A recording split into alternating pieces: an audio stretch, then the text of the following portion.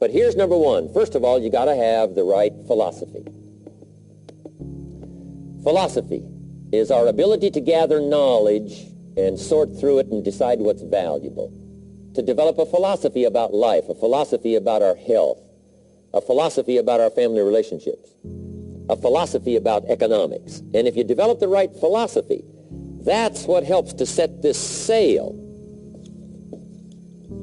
so that in 6 years it takes you where you want to go instead of winding up like I did that first 6 years of my economics, broke, no money, empty bank account.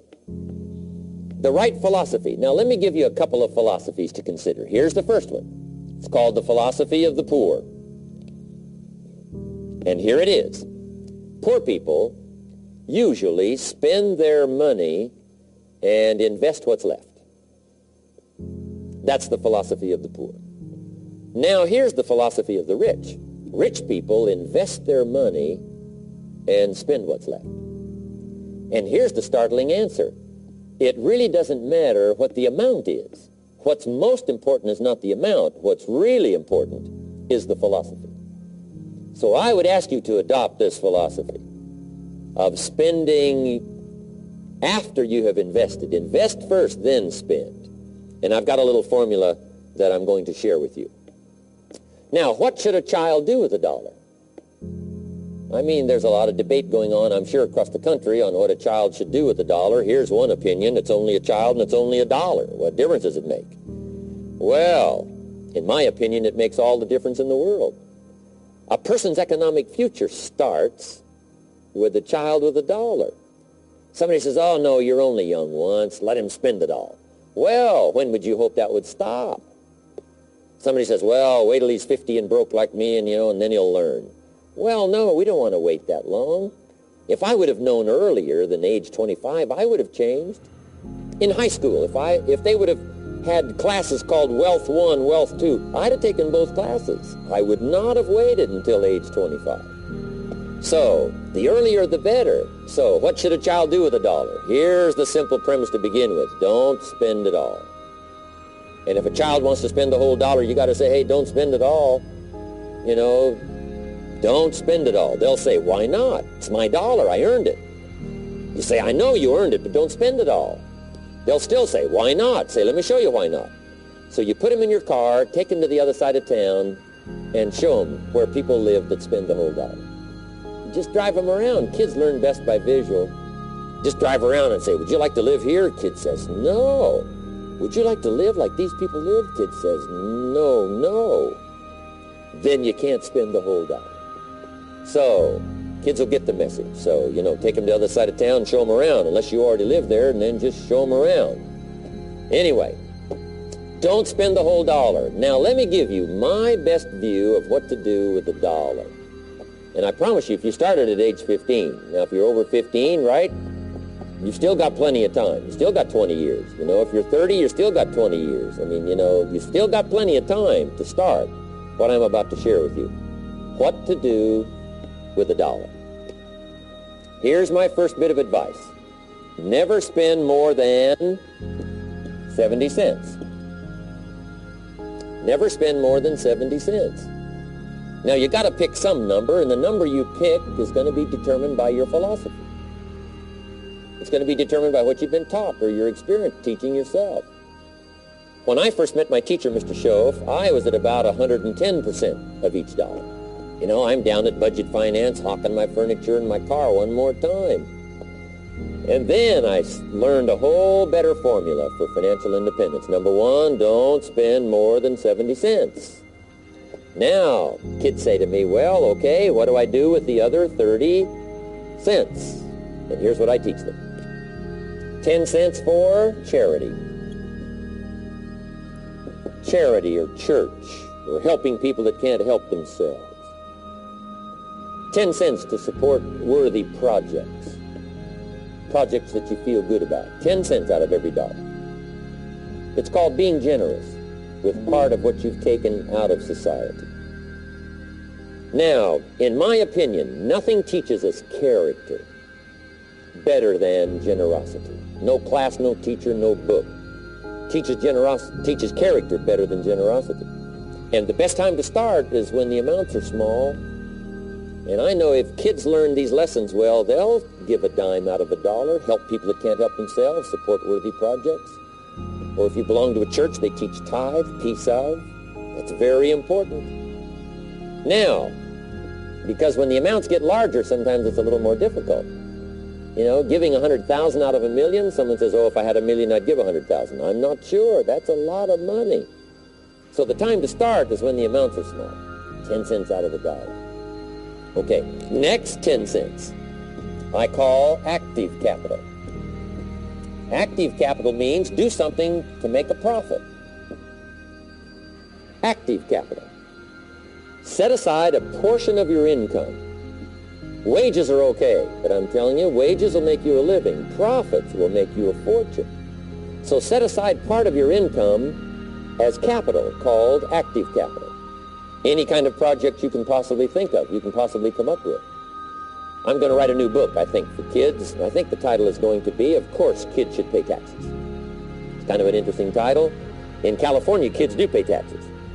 When a child walks into 7-Eleven, buys something that costs $1, the proprietor says, give me 7 more pennies.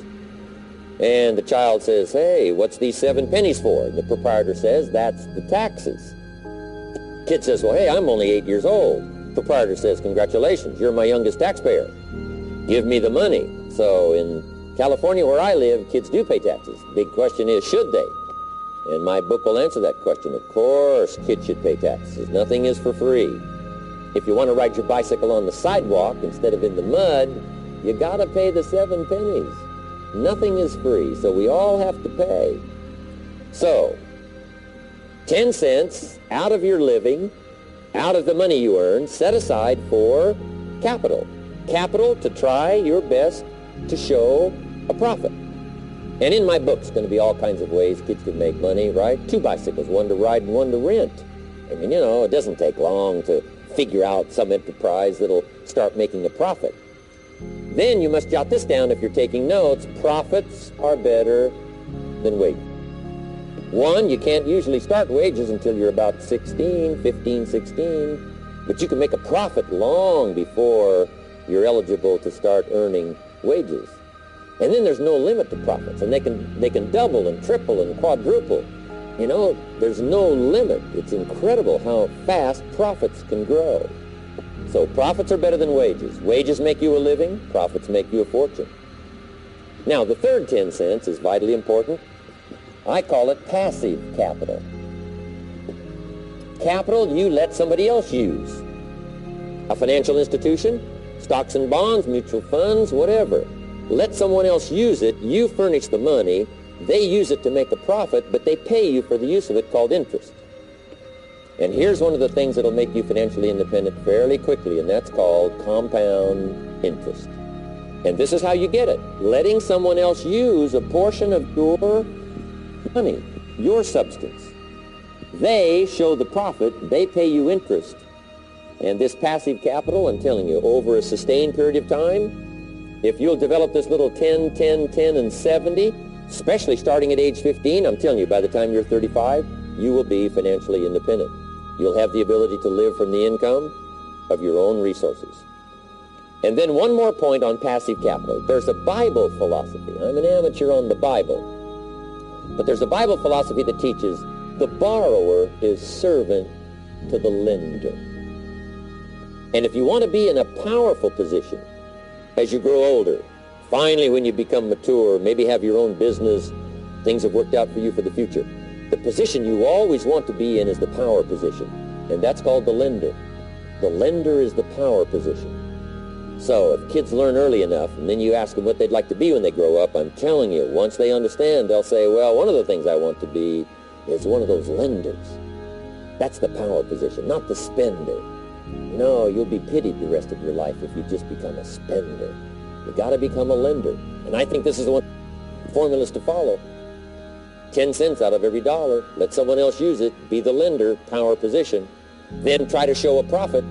Can't we teach our children how to take $1, search the neighborhood, find a broken wagon, pay $1 for it, bring it home, you know, clean it up, sand it until it's clean, paint it red till it shines, straighten out the wheels till they're true, take it back to the neighborhood, sell it for $5? Anybody can do that. Now, does the child deserve $4 profit? And the answer is yes. Society now has a mended wagon. And that's what America's all about. Finding something, touching it, making it better, making a profit, taking part of your resources, helping people who can't help themselves. Let someone else use it to make a profit. Some projects require more capital than one person has. Exciting. And then let them pay you for the use of it. America's had this philosophy now all these years. Communism has taught all these years capital belongs in the hands of the state, not in the hands of the people. We've been teaching all these years capital belongs in the hands of the people, not in the hands of the state. And we turned out to be right. Capital in the hands of the kids, capital in the hands of the people. Enterprises that make a profit, enterprises that grow. It's the hope of our future. So that little simple formula, I hope, will help you. Now, one more key on financial independence, and that is attitude. Attitude. Here's number one. I used to say, I hate to pay my bills. My teacher straightened me out on that. He said, let's see, Mr. Rohn, what you hate to do is pay $100 on an account and reduce your liabilities and increase your assets. I said, well, no, not if you look at it that way. He said, well, it all depends on how you look at it. So wouldn't you love to pay your bills, reduce your liabilities, increase your assets? You got to have that kind of attitude.